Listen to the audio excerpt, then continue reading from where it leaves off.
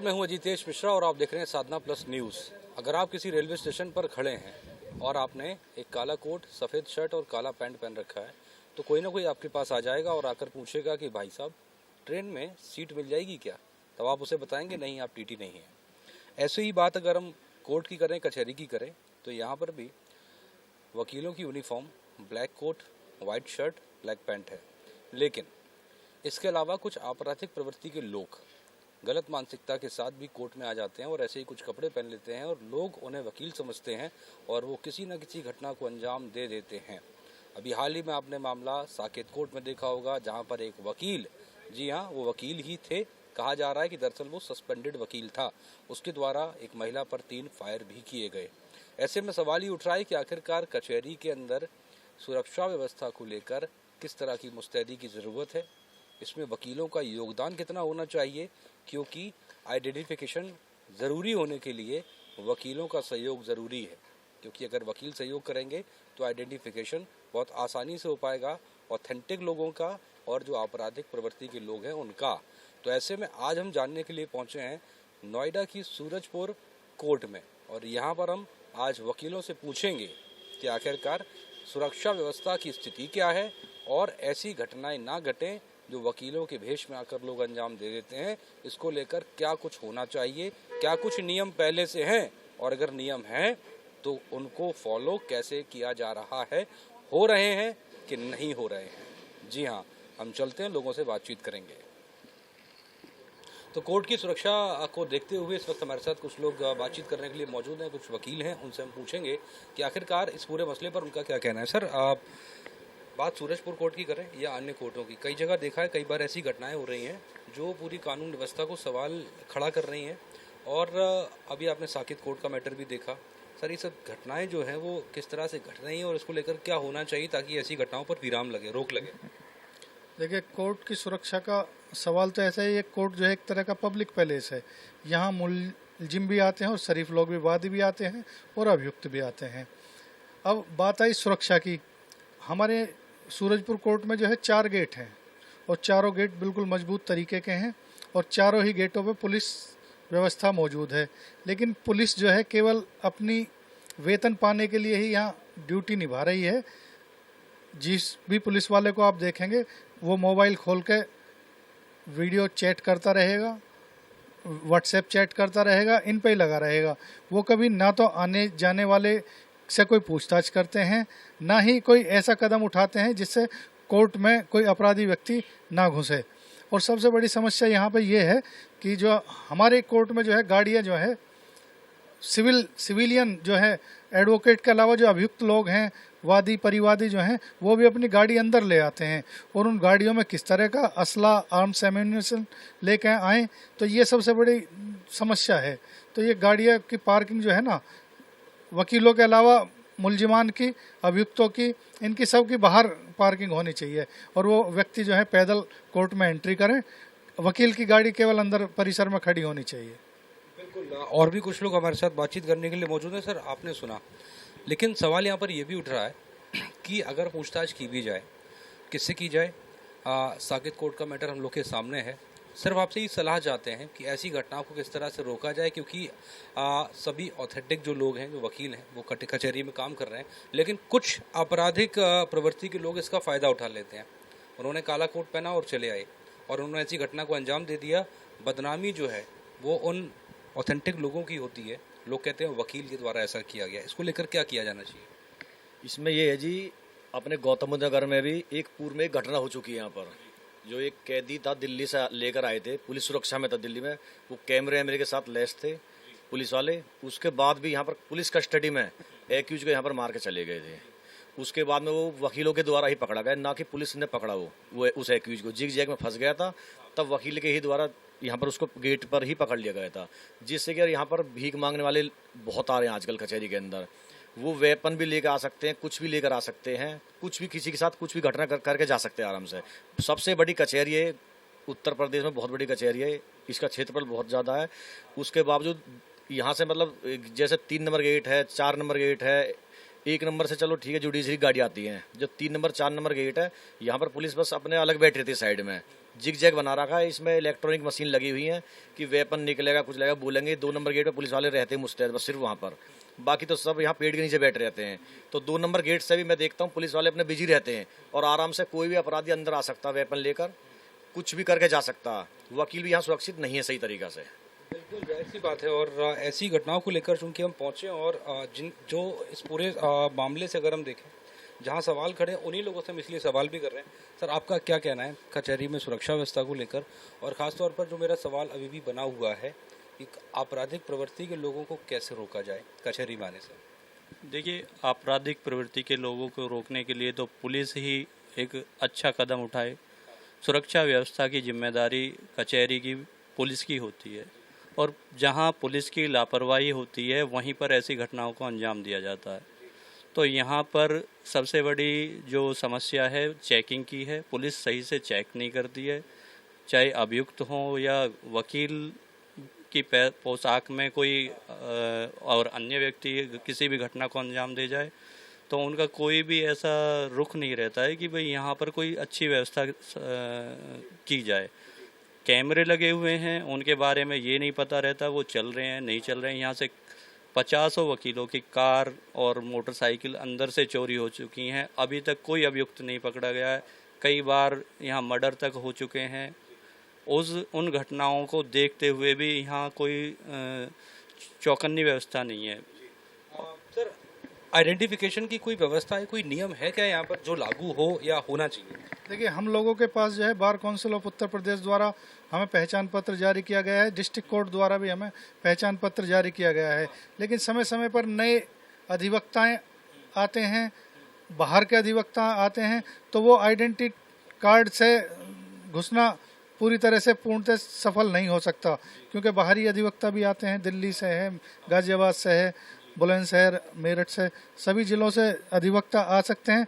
मामला तो ये है कि अगर पुलिस वालों का व्यवहार है, वकील एक ऐसा व्यक्ति होता है जो मैनर्स में बोलता है और मैनर्स की ही भाषा का इस्तेमाल करता है, लेकिन पुलिस वाले जब वकील को जो अपमानित करने वाली भाषा इस्तेमाल करते हैं तो वहाँ विवाद का कारण हो जाता है कई बार।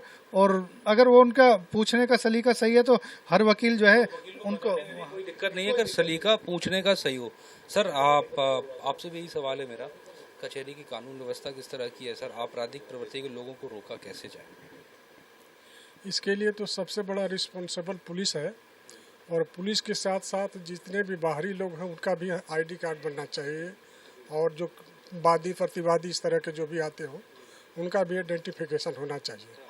और रोकथाम की जहाँ तक समस्या है ये पुलिस प्रशासन को ही टाइट किया जाए, तो इस तरह के बाहरी अवांछनीय लोगों को रोका जा सकता है। अक्सर अगर हमने देखा, आपसे यही सलाह चाहता हूँ कि सभी वकीलों की ओर से, चाहे बार एसोसिएशन और बार काउंसिल की तरफ से, आप लोग की तरफ से क्या कोई कदम इसको लेकर उठना चाहिए ताकि जागरूकता लोगों में फैले जो लोग कचहरी आ रहे हैं?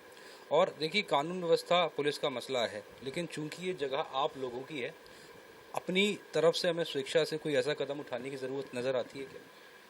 हम अपनी तरफ से क्या है, इसमें तो पुलिस प्रशासन को ही करनी चाहिए। जैसे आप देखेंगे कि 2 नंबर गेट पे स्कैनर लगा हुआ वो भी खराब है, और 1 नंबर गेट से जो डीजे साहब वाला गेट है उससे भी पब्लिक ऐसी आती जाती है।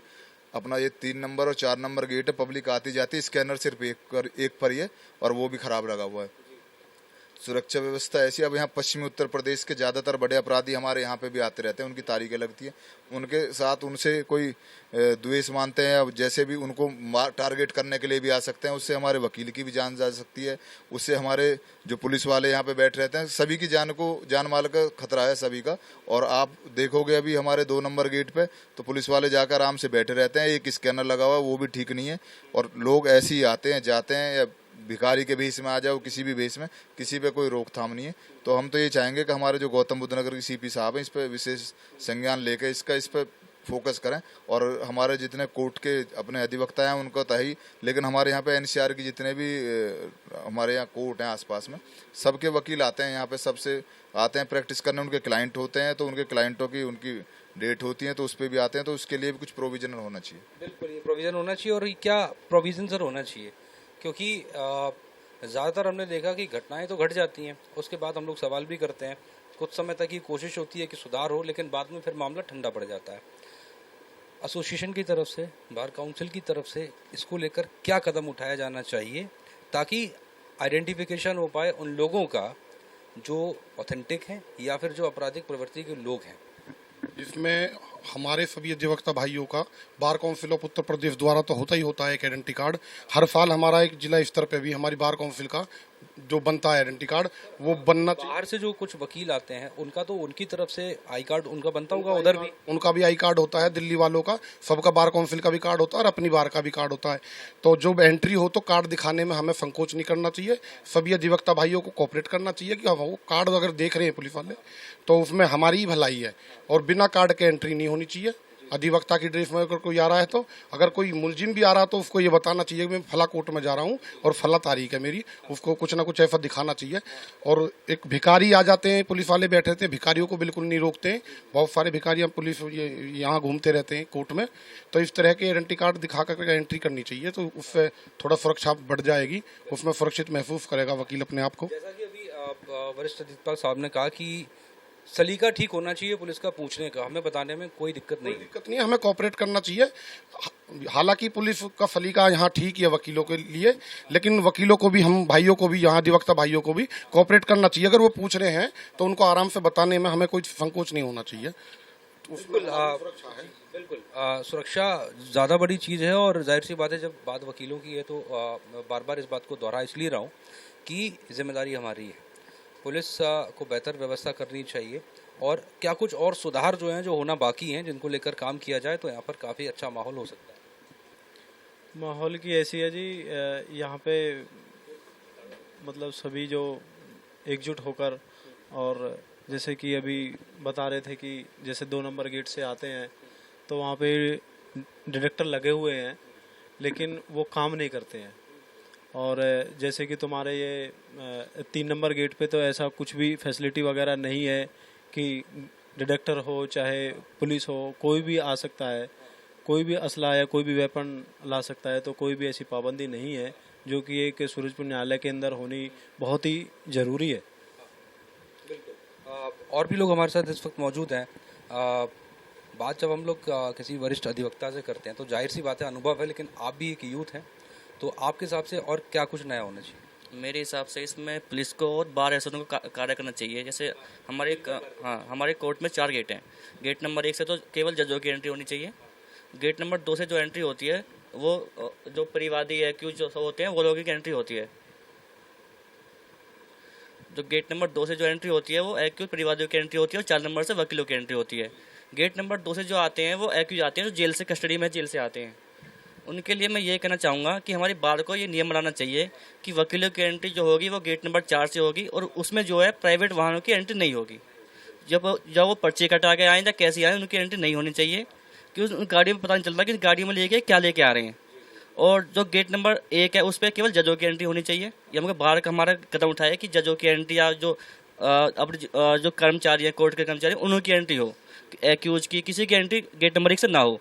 और जो गेट नंबर 2 पे जो मशीन ख़राब है उसको सबसे पहले उसको मशीन को ठीक कराया जाए और गेट नंबर 3 पे जो मशीन लगी है उसको भी ठीक कराया जाए। सर यहाँ पर आप आई कार्ड हमने आपसे कहा एक बार आप दिखाई दीजिए कैमरे के सामने ताकि बिल्कुल ताकि लोग समझ पाएँ कि दरअसल ये आई कार्ड इस तरह का होता है और जिन एडवोकेट्स के पास अभी उन्होंने नहीं बनवाया वो कम से कम बनवाएं, क्योंकि जब वकील खुद आगे बढ़कर आ रहे हैं इसलिए कि उनके वेश में कोई गलत प्रवृत्ति का, गलत मानसिकता का व्यक्ति कचहरी के अंदर प्रवेश ना करे, तो जाहिर सी बात है फिर प्रशासन को भी इस बात को समझना चाहिए और बाकी जो अन्य वकील हैं जिनके द्वारा अभी ये नहीं बनवाया गया वो भी इसे बनवाएं। आप कुछ कहना चाह रहे हैं?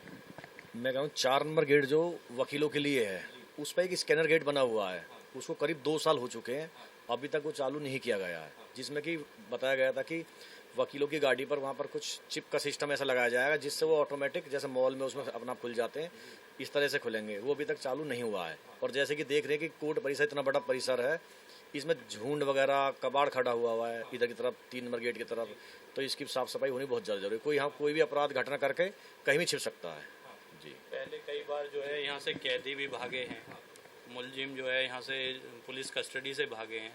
उन्होंने जैसे अभी एक घटना हुई थी हापुड़ में, एक मर्डर करके मुलजिम और यहाँ गौतम बुद्ध नगर में सरेंडर किया था।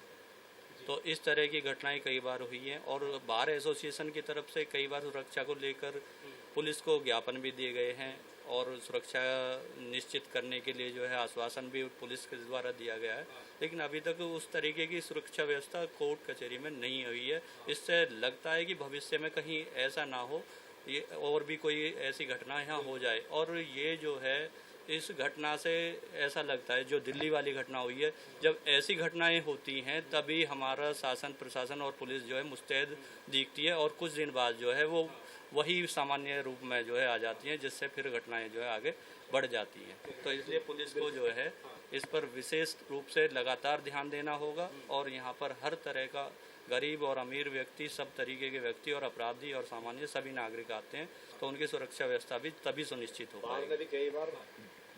गौतम बुद्ध नगर बार ने भी कई बार इसमें मुद्दा उठाया सुरक्षा को लेकर कि वकीलों की सुरक्षा के लिए स्पेशल यहाँ पर पुलिस और मुस्तैद की जाए, स्कैनर गेट बनाए जाएं, जो ये मशीन लगी हुई है इलेक्ट्रॉनिक मशीन है, इनको भी सुचारू रूप से चालू किया जाए, लेकिन अभी तक उसमें कोई कार्रवाई नहीं की गई है।